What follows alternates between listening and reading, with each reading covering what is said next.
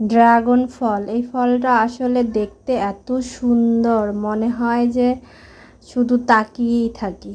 এই ফলটা অনেকেই পছন্দ করে, অনেকে করে না, তবে আমার কালারটার জন্য এটা বেশি পছন্দ।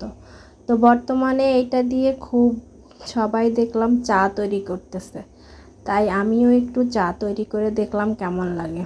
আসলে ভালোই লাগলো। প্রথমে কেটে নিয়ে দুইটা স্লাইস ছেড়ে দিয়েছি। এরপর সামান্য একটু চা পাতা দিয়ে তুলে নিলেই কিন্তু আমাদের ড্রাগন চাটা তৈরি। কালারটাও দেখেন মাশাআল্লাহ ভালোই এসেছে, আমার কাছে তো খুবই ভালো লেগেছে।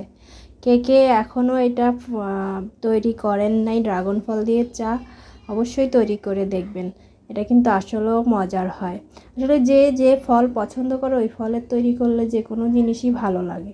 আরেকটা দেখেছি আমের চা, সেটাও তৈরি করতে হবে।